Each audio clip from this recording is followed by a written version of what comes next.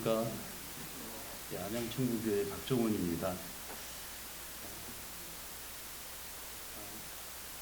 오늘 이렇게 말씀을 또 복음 전도 말씀을 이렇게 전해달라고 이렇게 우리 형님한테 전화를 듣고서 어떤 게 좋을까.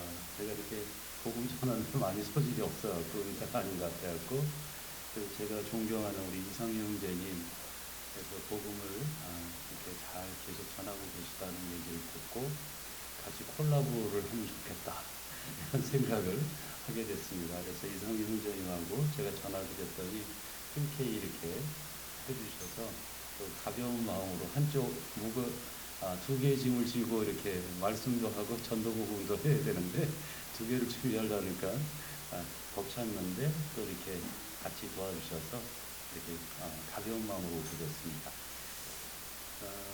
제가 이렇게 특별한 말씀을 전하려고 온 건 아니고요.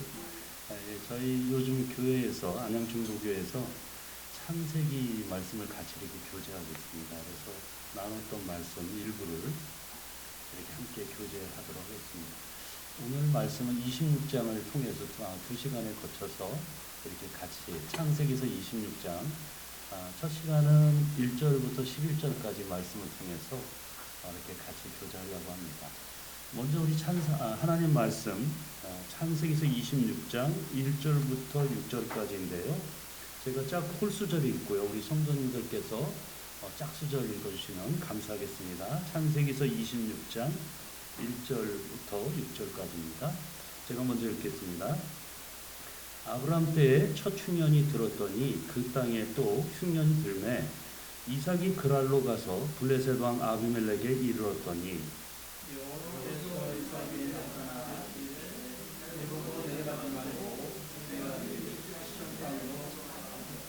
이 땅에 거류하면 내가 너와 함께 있어 내게 복을 주고 내가 이 모든 땅을 너와 내 자손에게 주리라. 내가 내 아버지 아브라함에게 맹세하신 것을 이루어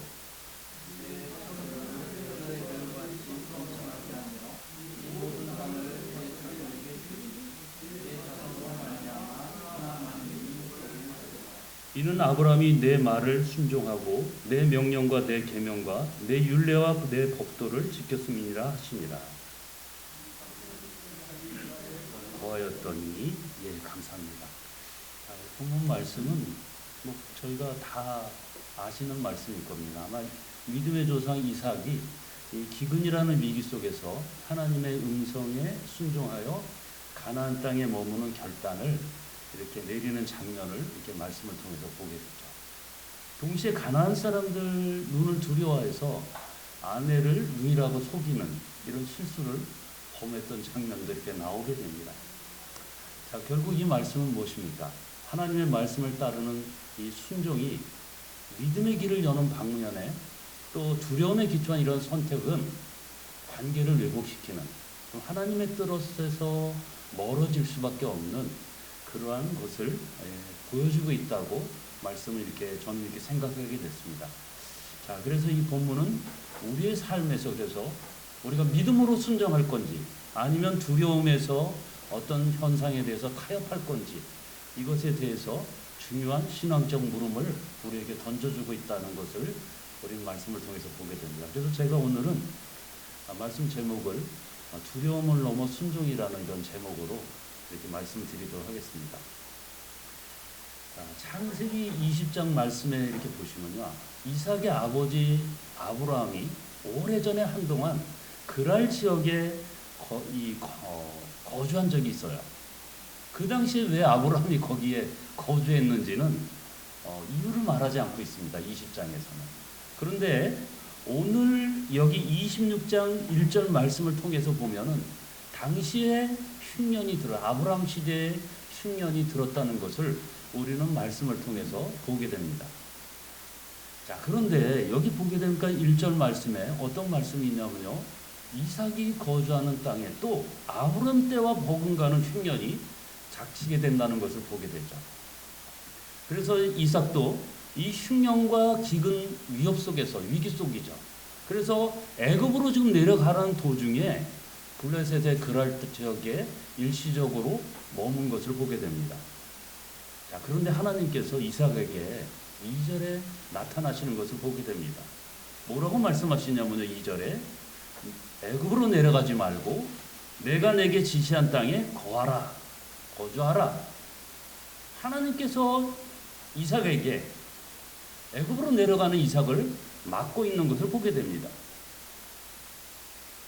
자, 그러시면서 하나님은 3절에 뭐라고 말씀하시냐면요. 이 땅에 거주하면 내가 너와 함께 있어 내게 복을 주고 내가 이 모든 땅을 너와 내 자손에게 주리라. 내가 내 아버지에게 맹세한 것과 같이 이루겠다. 라고 이렇게 땅에 대한 축복을 말씀하시는 것을 보게 되죠. 뿐만 아니라 이제 4절에서 보게 되면요. 하나님께서는 이삭에게 이집트로 내려가지 말고 애굽으로 내려가지 말고 이것에 대해서 순종하면은 자손을 하늘의 별과 같이 번성하게 하겠다. 이런 축복을 허락하십니다. 그 다음에 내 자손으로 말미암아 천하 만민이 복을 받을 것이라고 이렇게 자손에 대한 축복의 약속을 하시는 것을 보게 되죠. 그래서 이삭은 믿음으로 이삭은 그랄 땅에 머무르게 됩니다. 자, 하나님의 말씀은요. 그 말씀에 대해 이삭처럼 하나님께서 보호하시고 인도하신다는 개인적인 믿음이 있어야지 우리가 순종할 수가 있어요. 여기서 우리가 주목할 점 3절의 말씀에 보게 되면요. 이 땅에 거주하면 이 땅에 거류하면 내가 너와 함께 있어. 즉 믿음으로 순종하면은 하나님께서 함께 하신다는 것을 여기 말씀해 주고 계시다는 사실입니다. 우리 성도님들은 우리가 그 은혜로 인해서 믿음으로 말미암아 우리가 구원을 받았어요. 하지만 우리가 영적으로 풍족한 삶을 사는 것, 우리가 하나님 안에서 은혜 가운데 우리가 거듭난 삶을 살고 있어요. 그렇지만 우리가 영적으로 풍족한 삶을 살기 위해서는 여기 분명히 말씀한 내가 이삭이 택한 자녀이다 할지라도 내가 하나님 말씀에 순종한다 하면 내가 자손의 축복을 허락하시고 또 이 땅을 땅에 대한 축복을 허락하시겠다고 말씀하시는 것을 보게 됩니다. 동일하게 우리 성도님들에게도 우리가 그리스도 안에서 거듭난 자 할지라도 우리가 영적으로 풍성한 삶, 육신적으로 풍성한 삶을 살기 위해서는 하나님 말씀에 순종하는 것이 우리의 선택의 결과에 따라서 이렇게 다를 수 있다는 사실입니다. 이런 순종을 요구하시는 하나님의 명령은요, 어떻게 보면 시대에 따라서 개인에 따라서 우리가 다르게 나타날 수 있다는 사실입니다. 자, 우리가 하나님 명령은 아브라함과 야곱에게는 어떻게 나타났습니까? 동일한 이 사건의 케이스로 우리는 보게 됩니다. 아브라함은 애굽 내려가는 걸 어떻게 했습니까? 애굽 내려가는 거를 허락하셨잖아요. 또 야곱에게는 뭐 하란으로 가는 것 같이도 허락하셨어요. 그 다음에 또 애굽에 내려가는 것도 허락하셨어요. 그 자녀 시대 때 요셉을 통해서 애굽 내려가는 것을 허락하셨어요. 심지어 주님께서 나타나셔서 야곱에게 애굽으로 내려가는 것을 두려워하지 마라. 허락하셨던 것을 보게 됩니다. 그런데 이삭에게는 그 믿음이 뭐냐면 가나안 땅에 거하라는 것입니다. 그날에 거하라는 것이에요. 그래서 우리는 하나님의 뜻을 영적으로 예민하게 분별하기 위해서 우리가 쉬지 말고 기도하고 영적으로 말씀을 연구해야 된다는 것입니다. 또한 우리 이 본문에서 신앙이 때로는요, 우리의 상식과 이론을 초월하는 그런 예를 우리는 보게 되죠. 자, 우리가 한번 상식적으로 한번 생각해 보시죠. 자, 기근이 지금 들었어요. 그런데 가나안 땅에 거하는 것보다는 애굽 땅으로 내려가는 것이 어떻게 보면은 정말 합당한 선택 아닙니까? 왜냐하면 애굽 지역은 나일강이 있어서 사시사철 범람으로 인해서 곡물을 갖다가 풍성하게 얻게 되는 것을 보게 됩니다. 요셉 때도 그 나일강 그쪽은 기근으로 있었지만 7년 기근이 있었지만 그곳에 하나님께서 풍성한 곡식들을 허락하셨던 것을 보게 됩니다. 그런데 여기 보게 되면 뭡니까? 하나님은 자신의 뜻과 특별한 섭리를 위해서 이삭과 이삭의 가족을 상식을 초월해서 기근이 지금 강타하고 있는 그랄 지역, 가나안 지역에 거기 머무르라는 것이에요. 이것은 어떻게 보면 비상식적인 것처럼 보입니다. 그리고 이러한 비상식적인 사실을 통해서 우리 삶에 적용할 때 하나님의 분명한 인도하심을 받아야 된다고 저는 생각합니다. 우리가 어떤 하나님의 뜻이라고 무책임하게 이렇게 행동하고 어떤 일을 할 때는, 그리고 그것이 하나님의 뜻이었다고 얘기하는 것은 우리 심각한 문제를 낳을 수 있다는 사실이죠. 상식과 이론을 초월한 예가 하나 있어요. 우리 허드슨 테일러라고 다 아시죠? 예, 우리 브래들린, 오픈 브래들린의 영국 선교사님이신데, 예, 허드슨 테일러가 주님 앞에 기도 가운데 그가 이제 소명을 받았어요. 그래서 어떤 소명을 받았냐? 중국에 가서 복음을 증거했으면 좋겠다. 그런 사명이 그에게 있었던 것을 보게 됩니다. 그런데 그의 형편을 생각할 때는 참 많은 어려움이 있었던 것을 보게 됩니다. 중국 언어도 안 됐죠. 또 문화도 완전히 틀린 사람이죠. 그 다음에 선교 단체에 시험을 보러 갔는데 그 지원해주는 그 단체에서 몇 번을 떨어졌어요. 후원도 하나도 보장이 없는 그런 상황이었던 것을 보게 됐죠. 그래서 그 땅에 가는 것이 정말 무모하게 보였던 것을 봅니다. 그런데 그는 하나님 말씀을 붙잡고 그 땅에 머물기로 결정했고, 이삭과 같이 동일하게 그 땅에 머물기로, 중국 내지 선교를 위해서 그가 헌신하기로 결정했던 것을 보게 됩니다. 그리고 중국 내지 선교를 열게 되는 그런 놀라운 역사들을 하게 되는 것을 보게 되죠. 우리가 이 순종은 눈에 보이지 않는 안정이 아니라는 사실이죠. 하나님의 약속을 우리가 붙드는 것, 믿음으로 결단하는 것, 거기서 시작한다는 사실입니다. 우리가 잘 아시는 히브리서에 나오는 믿음의 족장들이 많이 있죠. 우리 11장에 쭉 나오게 되면 믿음으로 뭘 하기도 하고, 믿음으로 뭘 하기도 하고, 믿음으로 뭘 하기도 하고, 그 사람들이 보이는 것을 보이지 않는 것 같이 그런 마인드로, 믿음으로 그것을 잡았다는 사실입니다. 이 믿음은 무엇입니까? 보이지 않는 것을 보는 것 같이 행하는 것이 믿음이라는 것입니다. 다른 사람들이 다 반대한다고 해도 하나님 말씀에 확실한 소명이 있다면 우리는 그 길을 달려가는 것입니다. 다른 사람이 다 찬성한다 할지라도 그것이 하나님의 방법이 아니다 판단되면 우리는 믿음으로 그 말씀을 붙잡아야 된다는 것입니다. 자, 우리 인생과 또 우리의 인생을 이렇게 쭉 보게 되면 우리가 마냥 그냥 풍요로운 삶만 살 수는 없잖아요. 때로는 기근이 닥칩니다. 또 우리 삶에서 위기가 닥칠 때가 있어요. 그럴 때 우리는 어떤 심령이 듭니까? 여기 이삭과 같이 도망가고 싶은 생각이 들지 않습니까? 그런 유혹들이 사역을 하다가도 정말 힘들 때가 있어요. 그러면 도망가고 싶은 그런 마음들이 가끔은 듭니다. 특히 교회에 어려운 일이 발생할 때, 개인적으로 기근이 발생할 때, 어떤 회사에 정말 이직을 해야 된다던가, 또 이사를 해야 된다, 또 어떤 성도들과의 관계, 또 개인과의 단계, 눈에 보이는 우리가 해결책을 택하고 싶은 그런 마음들이 상당히 우리에게 닥쳐온다는 것입니다. 그런데 우리는 어떻습니까? 이런 결정 속에서도 우리가 애굽을 피하고 풍요로운 어떤 좋은 사람들의 눈에 보여지는 그런 풍요를 피하고 좋은 선택들을 피하고 믿음으로 우리가 그 안에 거할 수 있는, 가난에 거할 수 있는 이 결단은요, 우리 믿음 생활의 성도님들의 생활의 핵심일 것입니다. 하나님이 머물러 하는 그 자리에 머무는 용기, 하나님의 음성에 귀 기울이는 순종, 이것이 우리의 삶의 가장 견고한 축복을 가져온다는 사실입니다. 얼마나 정말 하나님께서 머물라는 자리에 머무는 것이 정말 너무나 어렵지 않습니까? 오늘 와서 이렇게 보니까 정말 이 작은 교회지만 큰 사역을 하고 있구나. 우리 하나하나의 우리 성도님들의 힘이 모여져서 정말 이 큰 사역을 하고 있구나, 이런 생각을 했습니다. 그런데 이 자리를 지키는 것, 이것은 용기입니다.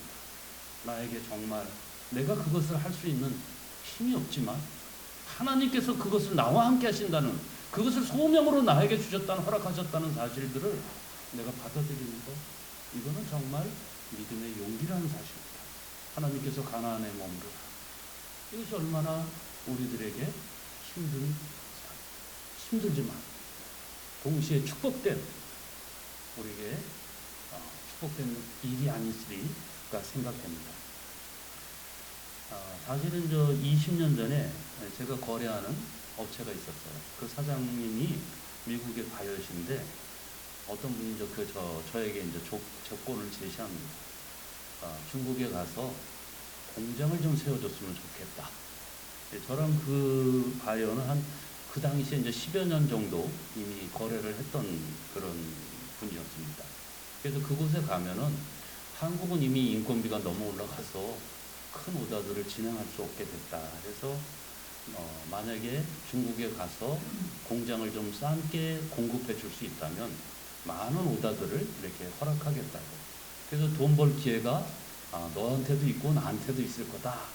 이런 제안을 했던 것을 보게 됩니다. 근데 제가 오랜 기도 중에 제가 가만히 생각해 봤더니 만약에 제가 중국으로 지금 간다 그러면 섬기는 교회는 어떻게 해야 될까?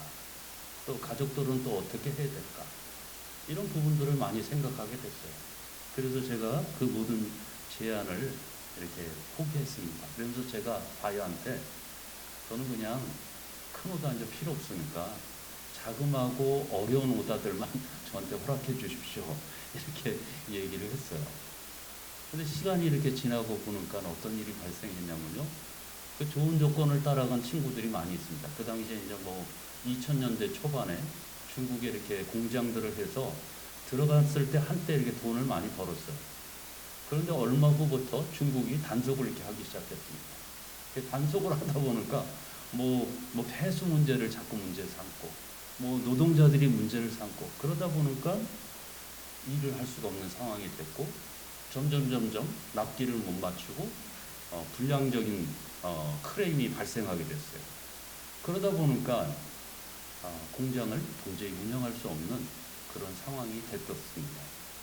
그래서 그들이 어떻게 됐냐면 얼마 후에 한 10여 년 후에 보니까 그 사람들이 야밤 도주를 많이 이렇게 하셨더라고요. 도저히 거기 할 수 없었던 것을 보게 됩니다. 그렇지만 제가 그 당시에 교회를 섬기기 위해서 또 가정과 함께 시간을 보내기 위해서 포기했는데 아직까지도 제가 그 바이어랑 조그만 오다들을 조금씩 하고 있습니다. 감사가 됩니다. 자, 순종은 무엇입니까? 우리가 좋은 환경을 따라가는 것이 아니라는 것이에요. 순종은 결국 우리에게 주어진 환경에서 주님의 인도하심을 따라서 그곳에서 믿음의 결단을 통해 교회를 섬기고 십자가를 지는 삶을 의미한다는 것입니다. 왜냐하면요, 축복은 나의 환경의 변화와 조건이 아니라 하나님의 임재하시는 그곳에 내가 거하느냐 아니냐, 거기에 딸렸다는 사실입니다. 자, 이처럼 이 순종은요, 하나님의 말씀 약속에 대한 믿음으로 행동으로 이루는 결단이라는 것이죠. 우리가 순종한다고 하는데 입으로 하는데 행동이 나오지 않으면 안 된다는 것이죠. 뿐만 아니라 이런 믿음의 결단은 자신이 복을 받고 다음 세대로 복을 전하는 통로가 된다는 것이죠. 자, 그러면 왜 하나님께서는 이삭에게 가나안 땅에 머무라고 하셨을까요? 자, 하나님의 의도의 핵심은요, 이삭이 가나안 땅에 머무는 것이었습니다. 하나님은 아브라함에게 축복하신 이 그 축복을 지금 믿음의 결단을 하는 이삭에게 다시금 땅에 대한 약속을 지금 축복을 허락하고 계시다는 것입니다. 그러면서 여기 5절에 보면 뭐라고 말씀하시냐면요, 아브라함이 내 말을 순종하고 내 명령과 내 계명과 내 율례와 법도를 지켰음이라 하십니다. 지금 하나님께서는 이삭에게 이 축복을 약속하시는 이 근거는 부모인 아브라함이 하나님의 명령과 계명과 율례와 법도를 이 순종한 것을 열거하고 계시다는 사실이에요. 동일하게 이삭이 선택하신 자녀임에도 이 축복을 약속하시는 이 근거는 무엇이냐? 아버지 아브라함이 하나님의 말씀을 순종하고 하나님의 명령과 하나님의 계명과 하나님의 율례와 법도를 지킨다는 조건으로 말씀하고 계시다는 것입니다. 우리 자녀들에게 대한 이 축복의 근거는요, 부모님들이 믿음의 삶에서 어떻게 하나님의 뜻에 순종하에 대한 그 연유에서 그것에서 나온다는 사실이에요. 왜냐하면요, 우리 믿음의 삶의 습관은요, 우리 성도님들의 믿음의 삶의 습관은 다음 세대로 이것을 전수되는 것입니다. 이것이 위대한 믿음의 유산이에요. 이삭은 어려서부터 어떻게 했습니까? 아버지 아브라함이 하나님 앞에 절대적인 순종으로 신앙하는 모습을 어려서부터 지켜봤어요. 모리아산에서 내 아들 독자까지도 아끼지 아니하는 그것을 바라봤다는 사실입니다. 우리의 신앙의 삶에서 이 믿음의 결단은 무엇을 되기 위한 것이 되어야 됩니다. 우리에게 믿음의 결단은요, 자신의 복을 위한 환경의 변화가 아니에요. 우리 기도하라 그러면은 뭘 해주십시오, 뭘 해주십시오, 이게 아니라는 사실입니다.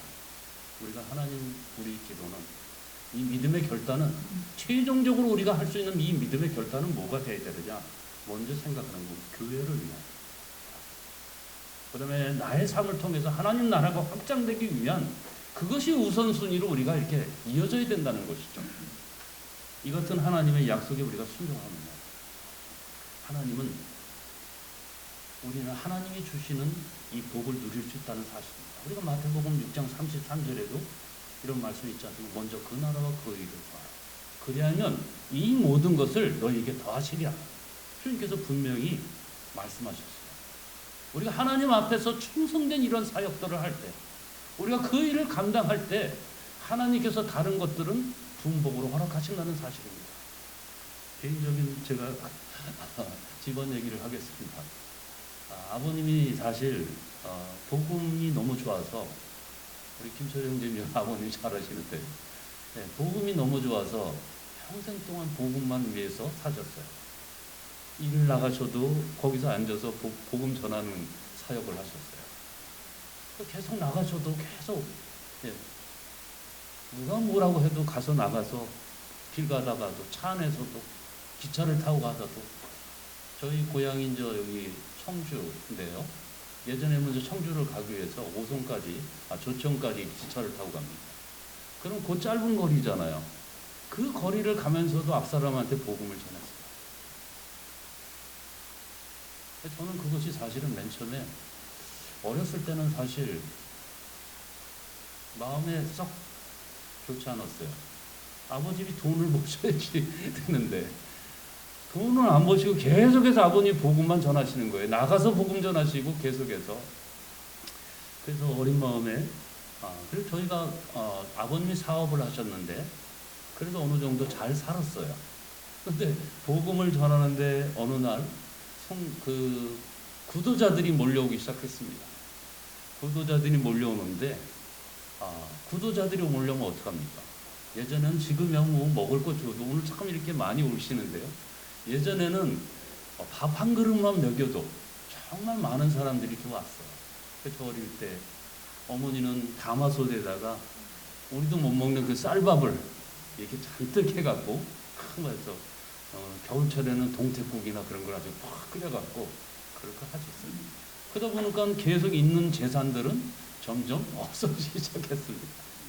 그러다 보니까 어린 마음에, 저 마음에는 그것이 사실 사람들이 오는 것 자체도, 구도자들이 오는 것 자체도 때로는 마음에 부담이 됐던 것을 보게 됩니다. 그런데 제가 장성하고 나이가 들어가면서 정말 이 길밖에, 하나님께서 기뻐하시는 것이 무엇이냐, 이것을 제가 알기 시작했어요. 그리고 저도 그 길을 가고 있는 사람 중에 한 사람이 됐습니다. 자, 우리의 순종은 삶의 패턴이 되어서 자녀들에게 복을 전하는 통로가 된다는 사실입니다. 이처럼 믿음의 순종적 결단은 우리 자신이 복을 받아요. 뿐만 아니라 다음 세대로 전하는 복의 통로가 된다는 사실입니다. 그런데 우리가 또 알아야 될 것이, 우리가 믿음 생활을 하면서도 항상 상태가 좋은 건 아니잖아요. 우리가 두려워하거나 이런 떨림이 있습니다. 어떤 사실들을 대하고. 그런데 우리가 두려운 일이 하나님께서 나를 버리실 것 같은 그런 두려움이 올 때 우리의 정직이 흔들린다는 사실. 그리고 관계가 그런 두려움으로 인한 잘못됨으로 인해서 관계가 왜곡될 수 있다는 것입니다. 자, 우리 7절에서 11절까지 말씀 보시겠는데요. 제가 홀수절 읽고요. 우리 성도님들께서 짝수절 읽어주시면 감사하겠습니다. 자, 그곳 사람들이 그의 아내에게 대하여 물으매 그가 말하기를 그는 내 누이라 하였으니 리브가는 보기에 아리따움으로 그곳 백성이 리브가로 말미암아 자기를 죽일까 하여 그는 내 아내라 하기를 두려워함이었더라.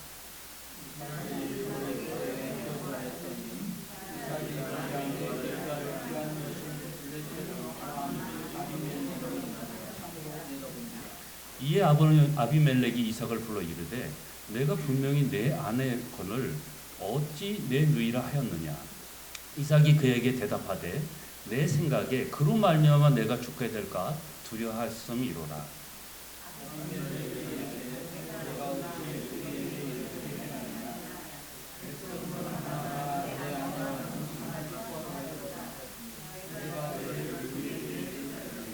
아비멜렉이 이에 모든 백성에게 명하여 이르되 이 사람이나 그의 아내를 범하는 자는 죽으리라 하였더라. 자, 이삭이 이제 순종하여 그럴 땅에 머물렀습니다. 사람들의 시선을 두려워해서 아내 리브가를 누이하고 여기 속이는 장면이 이렇게 나오는 것을 보게 되죠. 자, 그가 그랄 사람에게 아내 리브가를 누이라 속인 것은 무엇 때문이었습니까? 여기 보게 되면 사람들에 대한 두려움 때문이었던 것을, 자기가 죽을까봐 아내가 아리따움으로, 예전에야 뭐 지금이야 이런 시대가 아니지만 예전에는 힘이 있는 자가 쳐들어가서 약탈하는 그런 시대였습니다. 그럴 당시 그럴 사람들은 이방 민족이었어요. 그래서 이삭은 리브가의 아름다움 때문에 자기가 죽을 것을 두려워했던 것을 보게 되죠. 자, 이 대목은 이 두려움이 우리의 신앙과 윤리적 판단을 어떻게 만드는지를 여기 나타나는 것을 보게 됩니다. 그리고 또한 더 나가서 인간관계를 파괴하는 모습들을 우리 말씀을 통해서 보게 되죠. 자, 이삭조차도 이 두려움 때문에 하나님에 대한 믿음이 흔들린 모습을 우리는 보게 되죠. 그 두려움은요, 누구한테 배운 것입니까? 아버지 아브라함이 했던 실수를 여기 반복하고 있는 것을 보게 되죠. 더 나아가 하나님을 신뢰하지 못하는 이 불신앙이 어떻게 개인뿐만 아니라 이 공동체 내에서 죄를 짓게 하고 부끄러움을 초래할 수 있는가를 여기 보여주고 있다는 것입니다. 이 두려움은 어떻습니까? 진리를 덮게 되고 거짓으로 관계를 조작하려는 그런 유혹을 만들어낸다는 것입니다. 모든 문제와 다툼이 있는 곳에는요, 하나님이 계시다는 사실을 믿지 않기 때문인 것이에요. 우리 성도님들이 모든 관계 속에서 문제가 발생하고 그것은 뭐냐? 하나님께서 그것을 하신다. 하나님이 나와 함께 계신다. 그것에 대해서 믿지 않기 때문에 그러는 것입니다. 단지 자기에 대해 닥칠 어떤 현실에 대한 두려움 때문에 그것으로 인해서 일시적인 피해가 올 것에 대해서 어떻게 보면 마음에 두려움이 발생합니다. 그래서 거짓과 조작으로 나도 모르게, 그것이 의도하고 했다기보다도 나도 모르게 그런 일들이 발생한다는 사실입니다. 한 청년이 직장에서 이제 실수를 한 경우가 있었어요. 그래서 책망이 두려워서 동료 탓이라고 이렇게 나도 모르게 그냥 내가 안 한 거라고 이렇게 했어요. 그런데 그 당시에는 위기를 넘어갔습니다. 그런데 얼마 후에 거짓은 드러나게 돼 있잖아요. 그러다 보니까 그 사람은 더 큰 문제에 빠지게 됐습니다. 직장 내에서 신뢰를 잃게 되고 그 직장 내에서 소외를 당했던 것을 보게 됩니다. 우리가 두려움은요, 우리가 믿음의 생활들을 하면서 저조차도 주님 일을 하면서도 정말 때로는 두려움이 오고 내가 저것을 정말 모면했으면 좋겠다. 그런 순간들이 정말 너무나 많이 우리에게 닥친다는 사실입니다. 그런데 그런 두려움으로 인해서 관계를 망가뜨리고 때로는 우리가 내가 그리스도인인데 내가 주님을 믿는 성도인데 어떻게 저렇게 나약해질 수가 있나. 이런 정체성마저도 때로는 흔들리게 만들다는 사실입니다. 우리도 관계 안에서 두려움이 생기면요, 자신도 모르게 진실을 나도 모르게 그런 것을 왜곡하려는 그런 성품들이 있다는 것이죠. 직장에서, 또 가정 내에서, 교회 안에서 괜찮지 않으면서 괜찮은 척해요. 모르는 척하면서 또 때로는 아는 척하고, 그다음에 내가 피해자인 척하면서 때로는 나를 불쌍히 여겨달라고 얘기하는 그런 경우들이 있다는 사실입니다. 자, 그런데 우리가 이 순간적 두려움에서 출발한 이 거짓, 이것은 결국 신뢰를 무너뜨린다는 사실입니다. 이삭의 경우가 그런 케이스라는 것이죠. 이삭이 그걸 의도적으로 하지는 않았다고 봅니다. 아마 그에게 두려움이 왔고, 이로 인해서 나도 모르게 내 누이라고, 실질적인 또 누이였고요. 예. 누구나 우리는 실수를 할 수 있다는 사실입니다. 그렇지만 우리가 어려서의 실수는 부끄러운 사실이 아닙니다. 그렇지만 우리가 세월이 지나가고 나이가, 우리가 믿음의 영역이 착가하면 정말 이런 실수는 부끄러움이 될 수가 있다는 것이죠. 그러나 우리가 그 해결 방법은 우리가 믿음으로 하나님 앞에 내려놓을 건지, 아니면 두려움으로 순간적인 방편으로 할 건지, 이 결과는 완전히 다르게 나타날 수 있다는 것이죠. 우리의 정직함은 변하는 상황에 따라서 하는 것이 아니라 우리가 믿음 위에 세워져야 된다는 것입니다. 이처럼 이 두려움은요, 우리의 믿음의 정직을 때로는 흔들리게 하고 모든 관계를 왜곡시킨다는 것이죠. 그럼에도 불구하고 하나님의 보호하심은 성도의 두려움 속에서도 신실하게 임하신다는 것이죠. 자, 여기 이렇게 보게 되면 말씀에 이렇게 쭉 보게 되면 이 결과적으로 이 거짓이 어떻게 누구에게 드러나게 됐습니까? 아비멜렉에게 이게 드러나게 됐잖아요. 그래서 아비멜렉이 불렀어요. 너 왜 어떻게 그렇게 될 수 있냐? 여기 보게 되면 10절에서 백성 중 하나가 내 아내와 동침하게 하는 죄를 범하였다. 책망하는 것을 보게 됩니다. 이삭의 도덕적 권위는 상당히 지금 엄청나게 떨어진 것을 보게 됩니다. 이삭의 가문이 어떤 가문입니까? 아브라함이 318일을 되고 4개국 연합군을 갖다가 쳐부신 그런 아주 그 블레셋 지역에서는 정말 대접받는 그런 가문이에요. 그런데 지금 여기서 이삭은 거짓말을 함으로 말미암아 개인의 도덕적 거지가 상당히 추락하게 되는 것을 보게 됩니다. 그 다음에 또 여기 하나 보게 되면요, 이삭의 개인의 거짓은 우리가 말씀을 통해서 지금 10절의 말씀을 통해서 보게 되면요, 이 공동체의 죄를 초래하는 그런 우를 범할 수 있는 경우를 하게 할 뻔했다는 사실입니다. 이것은 개인의 두려움에서 나온 거짓이 어떻게 보면 가정과 교회와 또는 공동체를 치명적인 죄를 범할 수 있게 한 이런 악영향을 미칠 수 있다는 것을 여기 말씀을 보여주고 있다는 것입니다. 자, 그런데 우리가 여기 보게 되면 놀랍게도 블레셋 왕 아비멜렉은 이삭에게 해를 가하지 않아요. 그런 거짓말을 하고 속이는 걸 했으면 망신을 줘도 우리는 망신을 줬대잖아요. 그런데 여기서 보면 블레셋 왕 아비멜렉은 오히려 그 누구도 이삭의 가족을 해지 말라 명하는 것을 보게 됩니다. 두려움 속에서 실수를 했음에도 불구하고 하나님은 블레셋 왕이 통해서 약속의 자손 이삭을 보호하고 계시다는 사실입니다. 하나님께서는요, 우리가 실수할다 할지라도 하나님께서 우리를 갖다가 우리 약속의 자녀들, 구원받은 성도님들을 우리를 보호하시고 인도하신다는 사실입니다. 이삭은 자신의 실수로 인해서 이 공경에 처했음에도 하나님의 전적인 은혜로 인해서 이방인 땅에서 존중받으며 생명을 유지하게 되는 것을 보게 되죠. 이것은 무엇입니까?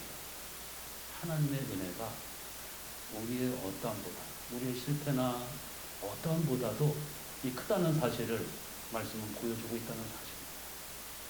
이 장면은 무엇입니까? 하나님의 섭리가 인간의 우리가 어떤 것도 하나님은 덮을 수 있다는 것입니다.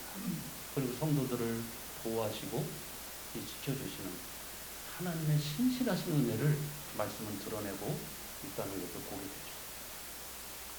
자, 이로써 본문은요, 우리가 순종과 두려움에 얽힌 우리 성도님들의 모순적 삶의 행보에도 불구하고 하나님의 은혜는요, 우리의 실수의 자리에서 역사하신다는 것입니다. 하나님은 우리의 무슨 잘한 것만을 그것만을 사랑하지 않는다는 것입니다. 하나님은요, 우리의 실수까지도 모아서 그것을 아름답게 만드는 하나님 나라의 기초석으로 만든다는 사실. 자, 우리 성도님들의 삶도 어떻게 보면 위협과 긴장 속에서 하나님의 보호에 대한 신뢰가 무너질 때가 있어요.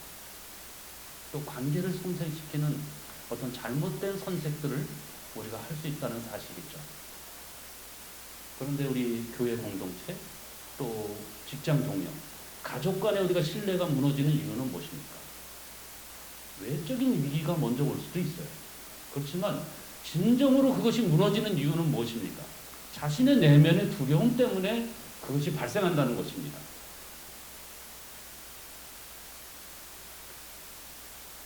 우리는 순종하려고 애쓰지만 여전히 현실에 대한 이 두려움 때문에 넘어질 때가 있다는 것이죠. 그럼에도 하나님은요, 우리 성도님들을 기억하시고 우리를 포기하지 않으신다는 것입니다. 창세기서 8장 1절의 말씀을 보게 되면 이런 말씀이 있습니다. 하나님이 노아와 그와 함께 방주에 있는 모든 들짐승과 가축을 기억하사 하나님이 바람을 땅 위에 불게 하시매 물이 줄어들었고. 자, 여기 보게 되면 하나님이 지금 노아와 그와 함께 방주에 있는 모든 짐승과 가축을 기억하셨다고 하는 것을 보게 됩니다. 하나님께서 그들을 택하셨고 그들을 기억하셔서 그들에게 바람을 불게 하셔서 땅에 물이 줄어들게 했던 것을 보게 됩니다. 우리는 모른다 할지라도 하나님께서 우리가 어떤 환경에 있고 있는지 우리를 늘 지키시고 기억하신다는 것입니다. 이런 주님 믿으시죠? 네. 우리를 완벽하게 만드는 것은요, 우리의 어떠함이 아니에요. 하나님의 신실하신 우리를 눈동자처럼 지키시고 우리를 보호해 가신다는 것입니다. 우리에게 중요한 것은 무엇입니까? 우리가 실패할 때 다시 일어날 수 있는 그 믿음이에요. 하나님이 우리의 보호하심을 신뢰하는 것입니다. 하나님은 우리를 지키시는 자고 나와 함께 영원토록 내 손에서 뺏을 자가 없다. 그것을 갖다 우리는 신뢰하고 믿는 것입니다. 우리는 때로는 연약한 자들이에요. 우리가 하나님 앞에서 구원받은 자, 칭의로서 거듭난 자지만 우리는 내 안에 여전히 죄의 속성을 가지고 있습니다. 우리가 주님 만나기 전까지 우리는 연약함이 계속 나올 수밖에 없어요. 그렇지만 그 연약함 속에서도 주님께서 우리를 아름다운 모습들로 변모해 가신다는 것입니다. 그리고 우리의 실패조차도 하나님 나라의 아름다운 승리의 소재로 그것을 만들어 가신다는 것이죠. 자, 오늘 이렇게 1시간, 첫째 시간 1절부터 26장 1절부터 11절 말씀을 이렇게 통해 말씀드렸는데요. 인생의 어려운 일이 이제 닥쳤을 때 우리가 어떻게 할 것인가? 정말 믿음의 삶으로 우리가 믿음으로 순종할 것인가? 아니면 두려움으로 타협할 것인가? 우리가 늘 한번 기억해 보시기 바랍니다. 우리의 삶 속에서 무엇이 먼저 작동하고 있습니까? 네, 어떤 게 더 강하게 작동하고 있나요? 순종의 자리입니까? 아니면 두려움의 어떤 그런 것입니까? 네, 하나님은 오늘도 말씀하십니다. 이삭에게 했던 말씀과 같이 이 땅에 거하라는 것이죠. 하나님 말씀 안에 거하라는 것입니다.